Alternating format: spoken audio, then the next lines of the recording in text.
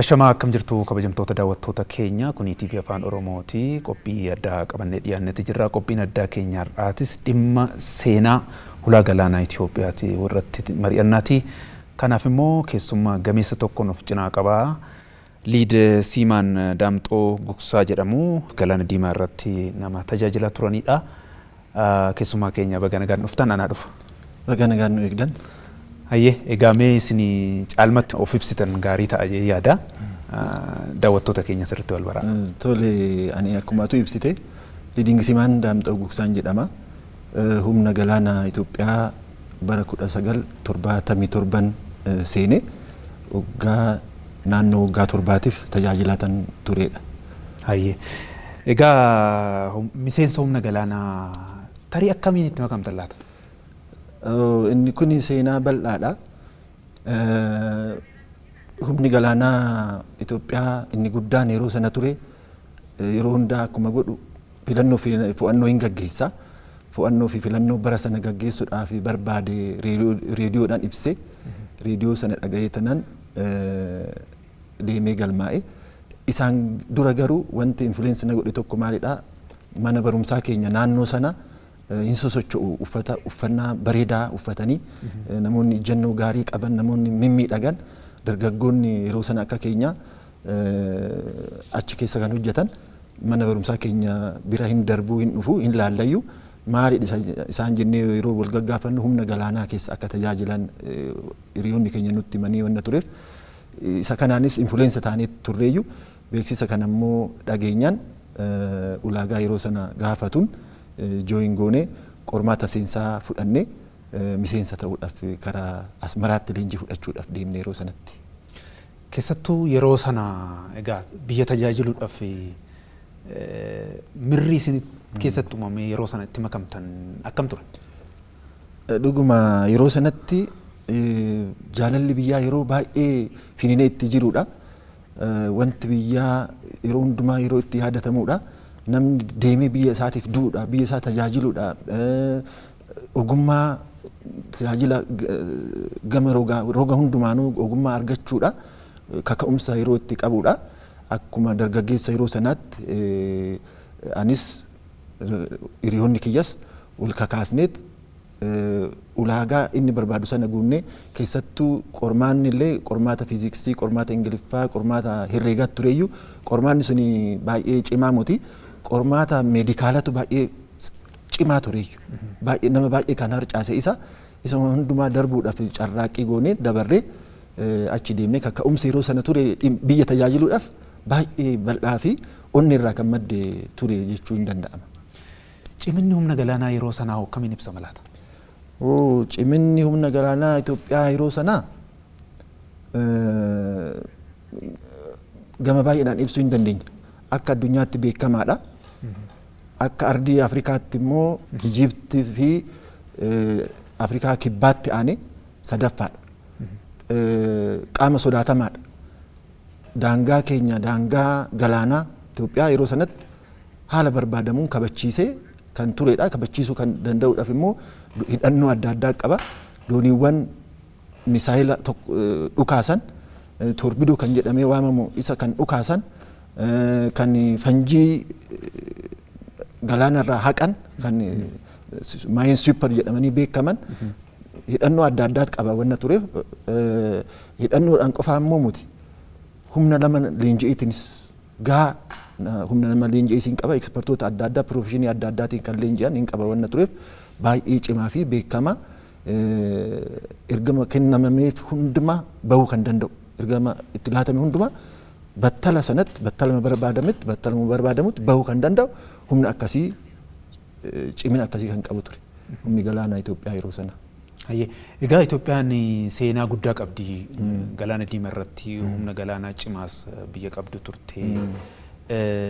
Tarii Itoophiyaan akkaataa kamiin humna galaanaa dhabuu dandeesse? Yeroo humna galaanaa dhabdu san immoo isin miseensonni mirri isinitti dhagahame maal ta'e?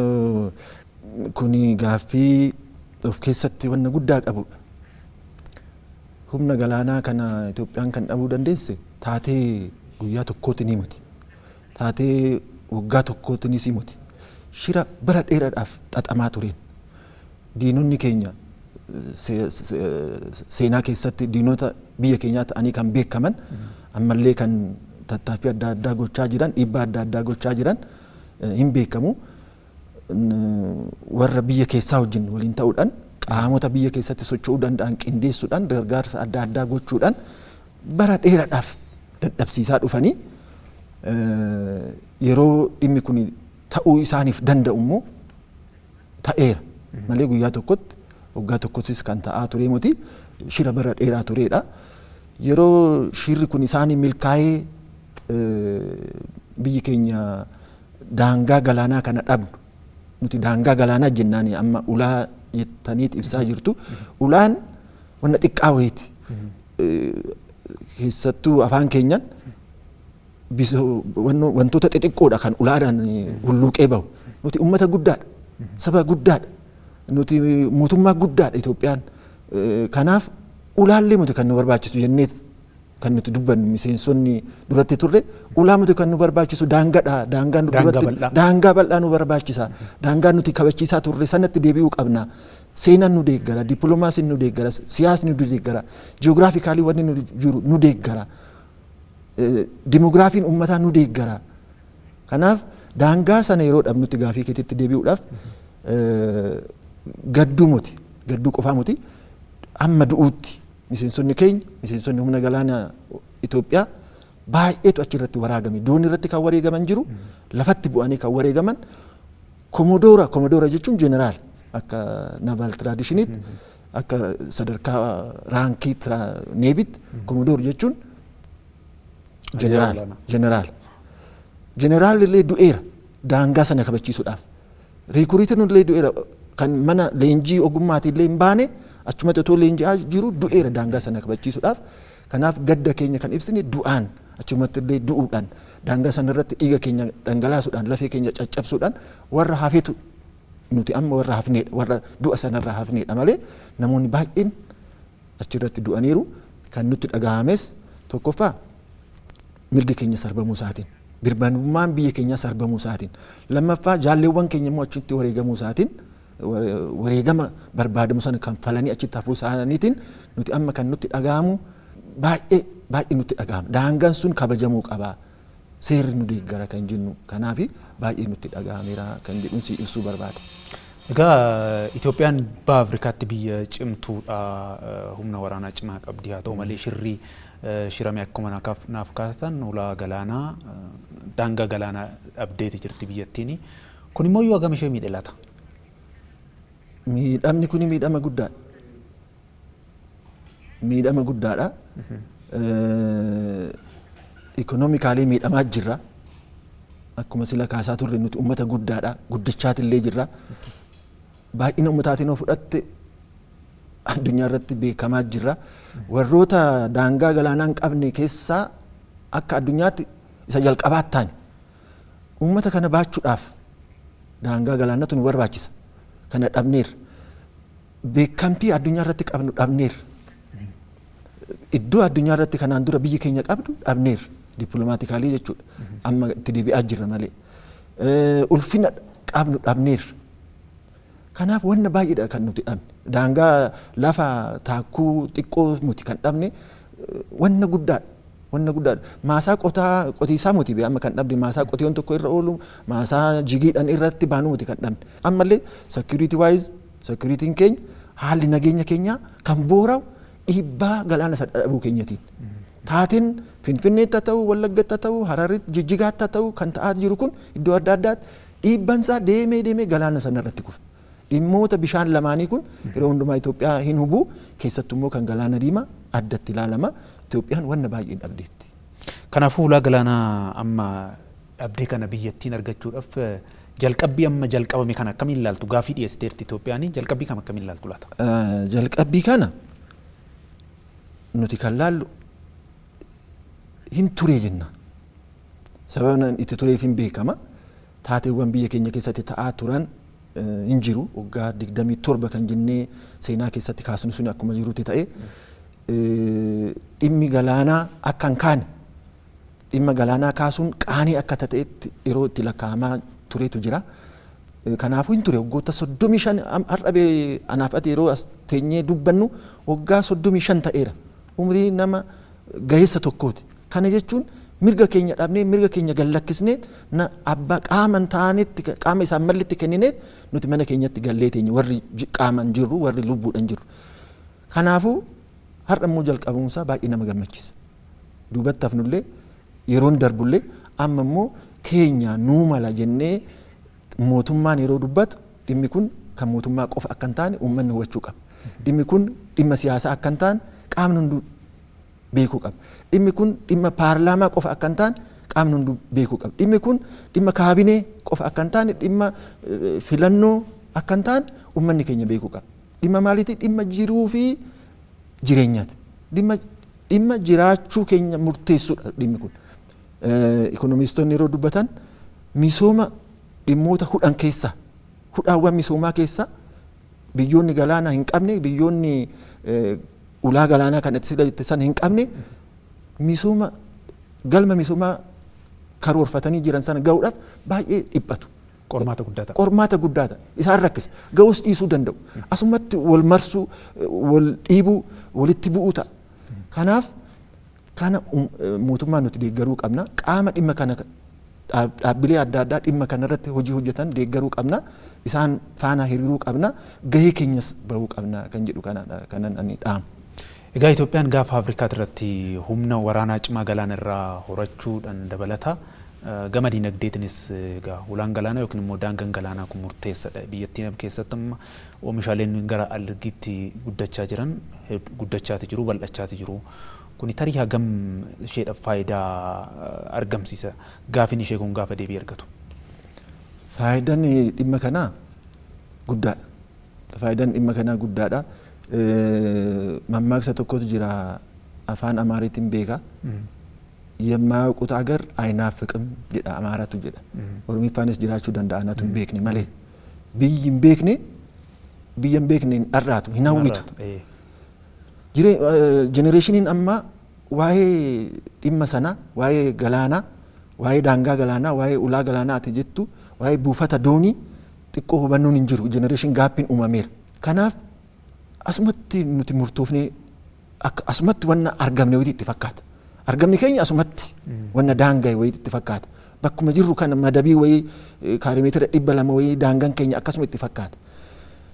Kanarraa ka'eet miidhama nuti miidhamni sana beekuu dhiisurraa ka'eet miidhama kana irratti immoo qabsoofnee arganne maal fayyadamna kan jedhu sana faayidaa keenya illee hubachuu dhiisuu danda'a.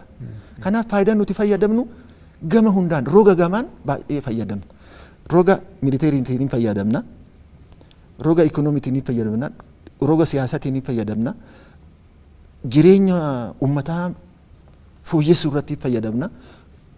Uummanni keenya baay'een isaa qonnaan bulaadha. Xaa'oon daddafee maaliif hin galu? Maaliif qonnaan bulaan keenya baadiyyaatti rakkata amma mee atoo waggaa laaltu?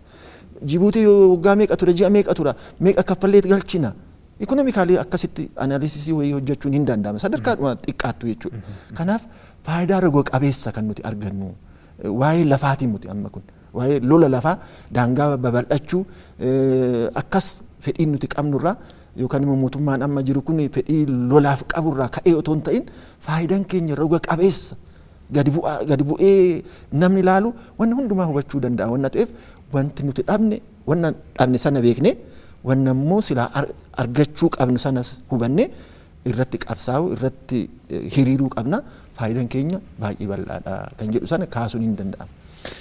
Egaa akkuma silnaaf kaastanii dhimma ulaa galaanaa gaafin Itoophiyaan kaasti kun qaamoleen kun yeroo isaan eegganne ammatti yeroo isaatii miti jedhan jiru. Dhimmicha immoo yoo fuudhanii dhimma hooggansaa qofa yookaan immoo dhimma qaamolee siyaasaa qofa namoonni godhan jiru. Kun akkamiin hubatamuu qaba? Dhimmi ulaa galaanaa dhimma birmadummaa Itoophiyaa ta'uu, dhimmi ulaa galaanaa dhimma egeree Itoophiyaa ta'uu akkamiin hubatamuu qaba laata? Hubannoon akka abbaati. Hubannoon akka abbaa ta'ullee dhimmoota biyyoolessaa garuu wal faana hubachuu qabna. Dhimmoota biyyoolessaa dhimmoota hunda keenya tuqan wal faana hubachuu qabna. Akkuma sila sii kaase dhimmi kun kan ebeluut jennee qaama tokkoof dhimma kenninuu qabnu miti. Dhimma keenya hundaati. Dhimma uummanni Itoophiyaa amma lakkoofsa miliyoona 130 isaa caala jedhamee dhimma nama tokko even namoota kanaan booda dhalatanillee jireenya isaanii kanarratti murtaa'a. Maalitti horanna dhaloota maalitti finna kan jedhu sun baay'ee nama yaaddessuu qaba. Kanaaf kuni yeroon isaa ammaa miti warra jedhaniif kuni yaada dhuunfaa kiyyaatis, yaada miseensota kiyyaatis, yaada waldaan ani ijaarameet irraa waldaa kiyyaatis, yaada jaalleewwan kiyyaatis, yaada uummata keenyas akka ta'u barbaanna. Hin turre duubatti hafne haalli isaa wanna nu mijoofneef haalonni biyya keessaa wanna nu daangessaniif gama siyaasatiin ta'uu danda'a, gama biraatiin daangoofnee turre malee dhimma sanarra deebifachuudhaaf yeroon hin taane sirumaa.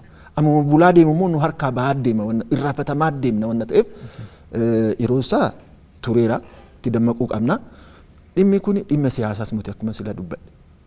Kanaaf dhimma keenya kan waloo ta'uusaa hubannee waloodhaan itti birmannee dhimma kana akka argachuu dandeenyutti, akka itti fayyadamuu dandeenyutti, jireenya keenya akka fooyyessuu dandeenyutti ittiin hojjechuu qabna.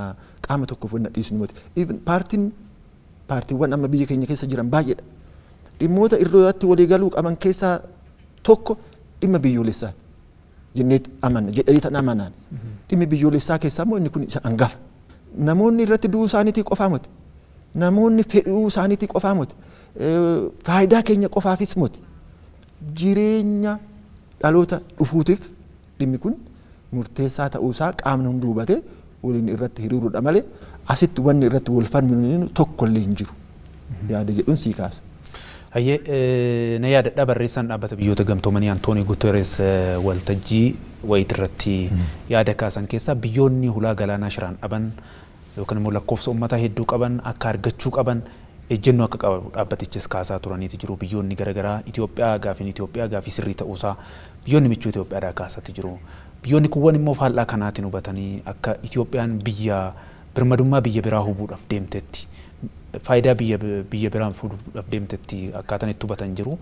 Kan akkamitti hubachuu qabanii hawaasni diiyaasporaan Itoophiyaadhaa ammoo akkamitti dhimma kana tumsuu qaba jettu? Hawaasni diiyaasporaa Itoophiyaa akkuma hidhaa guddichaa Abbayyaaf tumsa kana caalaa gochuu qaba. Biyyoonni immoo addunyaa kana hafan dhimma kana akkamitti hubachuu qabu.